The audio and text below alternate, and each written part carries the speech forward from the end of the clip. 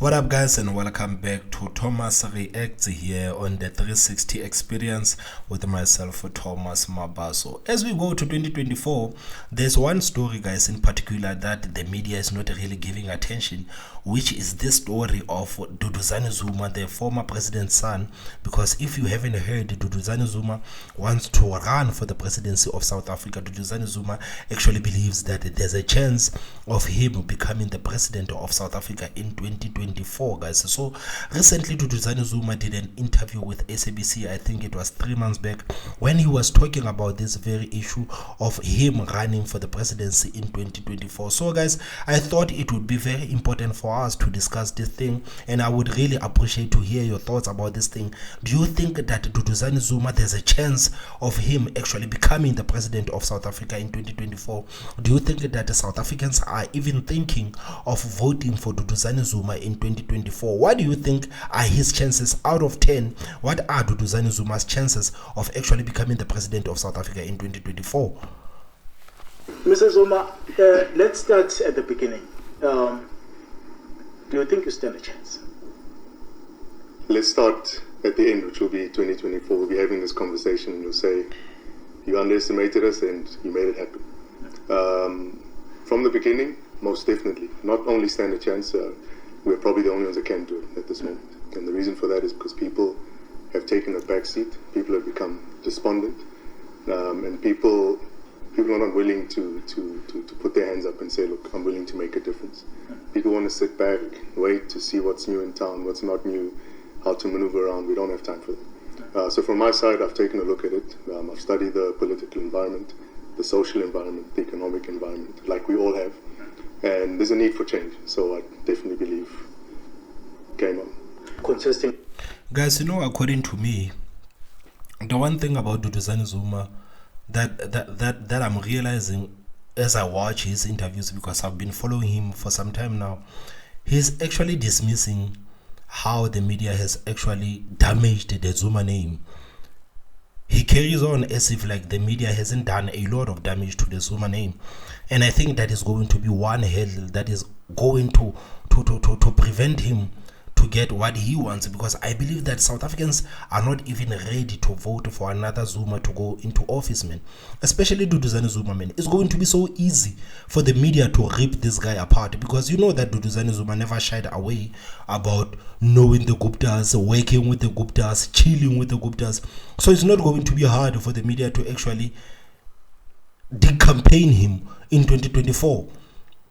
And I think that he's dismissing the fact that the media has already done a lot of damage when it comes to the Zuma name. I'm not saying that the Zumas are bad, but I'm saying that the media has done a lot of damage when it comes to Zuma name. And I don't think right now South Africans are ready to vote for another Zuma to go into office. Guys, I don't know. I could be wrong. Please tell me what you think.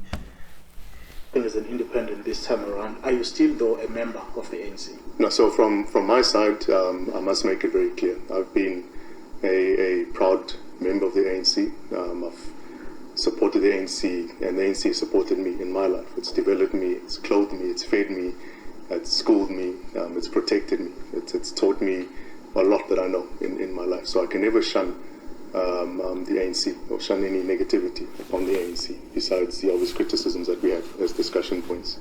The ANC is not just a political party, it's a history, it's an institution. It's something that we've all held on to get us to this point. But from my side, the way I look at it is, there's an old saying, and I keep repeating this because it's a very important one that we learned within the ANC, is one in the ANC as a member should have an unquestionable loyalty. So the one in the ANC must have an unquestionable loyalty to the ANC, but not an unquestioning one.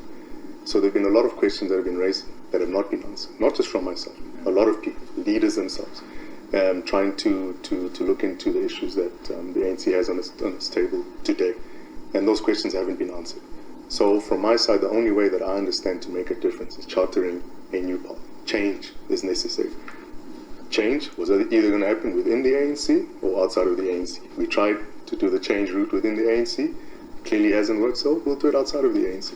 So the short answer to that question is you're no longer a member of the ANC. That would be something that they'll have to tell me. What?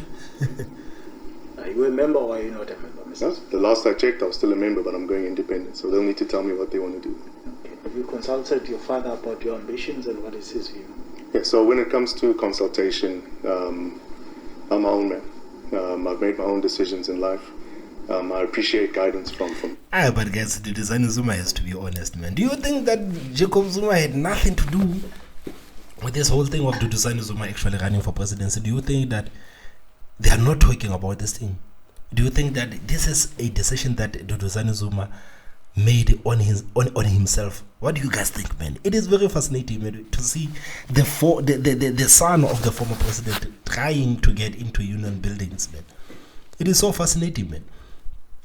Elders, and I've approached him on many aspects, but from an informative perspective, not a consultative one. Yeah, the reason for that is I don't like being stuck in consultation too much, and I think that's one of the issues we have now, is we get stuck in consulting and trying to get everyone's opinion. Opinions do matter, but the more we stay in consultation mode, in opinion mode, in collective decision making, decisions are not being made. We often hear political parties, Mr. Zuma, saying that running a campaign is a very costly exercise. I mean, you are an individual. Where is Mr. Zuma getting the money from? So what we need to reshape in this country is how politics is consumed. Man, I'm telling you, the media is going to say the Guptas are giving this guy money to run for the presidency so that they can come back and loot the country again, man. I'm telling you. That's why I said, guys, it's going to be so easy, man, for the media to rip this guy apart, man. It's going to be so easy for the media to rip this guy apart. And Duduzani Zuma is a very smart, young, intelligent black man. I'm telling you. He's well spoken and he has his own ideas. But I don't think that it's going to be so easy for him in 2024, because I see him and he's very chilled out about this whole thing. He believes that South Africans are going to be there with me. They're going to vote for me. They're actually going to put me in union buildings, man. I'm telling you. The next president in South Africa that's going to be sworn into office, it's me, Duduzani Zuma. Facts. Politics. So if you look at all the political parties that exist and you see the different laws that they're trying to pass, open up the books to see who's funding who, we don't have time for that. If people are willing to make a difference and people are willing to support, let's go.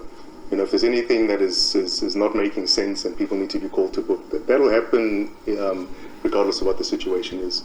From my side, I've got friends, I've got family, I've got people that love and respect me just as much as I love and respect them, that are willing to be a part of the journey, and they're making the heavy lift lighter. So when it comes to funding and that sort of thing, let's not make it about money. Let's make it about interaction. Let's make it about... Nah, man, we have to make it about money, man. We have to make it about money, man. And I think it's very important, man, for political parties to declare who's giving them the money. Because we know that whoever funds these political parties is the one who is actually controlling the party. These guys are given money by these business guys, and these business guys are telling them to push certain policies. So it is about money. It is about money, man. The money thing, it is very important. It is very important for South Africans to know to know political parties are funded by who. It is very important for us to know that thing, man. It is very important. I don't think we can simply dismiss it, because this is one issue that they are going to rip you apart on. This is one issue that the media is going to rip you apart on. Because this issue of money, it is one, like this one here in particular, it's one issue that the media is going to rip you apart on. Because it's not going to take them a long time before they say that you are funded by the Guptas, and the Guptas, they want you in office so that they can come back and loot the state resources, man. That's what they're going to say, man.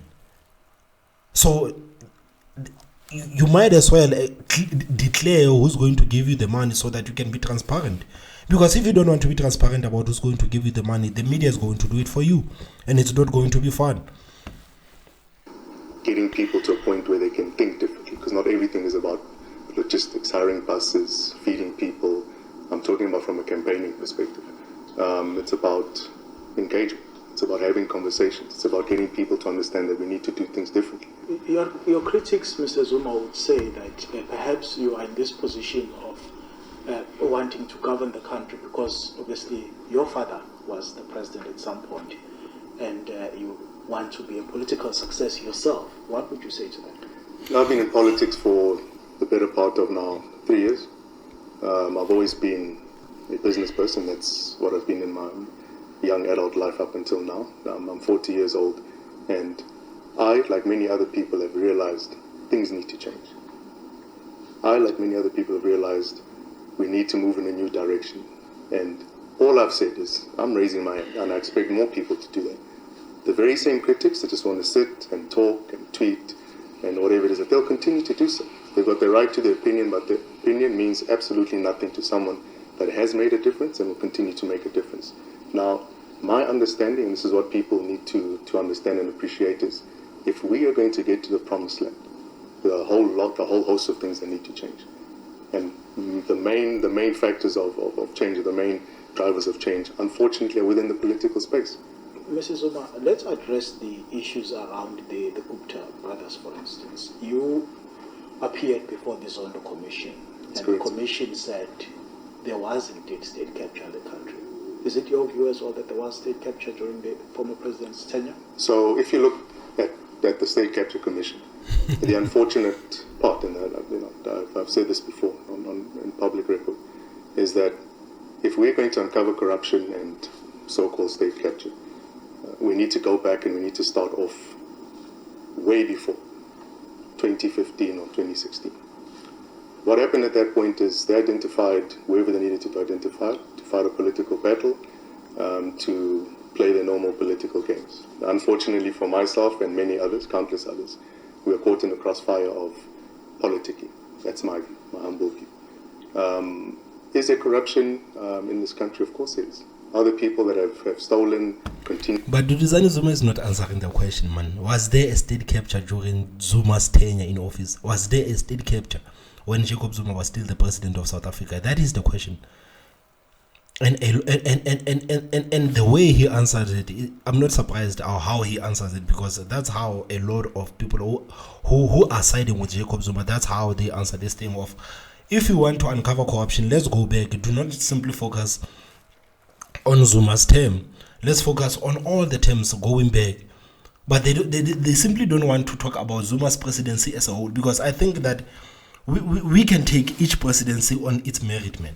We can talk about Mbeki's presidency on its merit. We can talk about Zuma's presidency on its merit. We don't really necessarily need to you understand what I'm trying to say? So I don't know why it's so hard for Duduzani Zuma and his friends to actually answer this question. Was there a state capture during Zuma's presidency, man? Don't talk about Mbeki's presidency. Don't talk about Mandela's presidency. But I think we can talk about Zuma's presidency, because he is the son of the former president Jacob Zuma. So this question is very relevant to him, and I don't think that he is answering it right now by telling the interviewer, like, let's go back. No, we are talking about the Zuma's tenure, the Zuma's term in presidency. That's what we are talking about. Was there state capture during Zuma's term? You need to steal up until today. Yes, those people must be brought to book. But what I will not have is people saying that I was involved in any nefarious activities when it's not the case. That's why I'm happy you said I attended the State Capture Commission under Honorable Judge Zondo. I've had numerous court cases of a criminal and a commercial matter that I've attended and I've won. We're sitting now in 2023. I keep getting asked this very same question, and I can only answer for my activities. And I'll continue professing my innocence, and I'll continue saying that the only state capture that I've been involved in is capturing the imagination of the nation. So Duduzani Zuma never stole any monies from the fiscus? Never stole any money from anybody. And if I did, would I be sitting here? Let's just be honest. Almost 7-8 years later. Gone through the system. They haven't found anything. They're not going to find anything. We'll have that discussion when we're in office next year.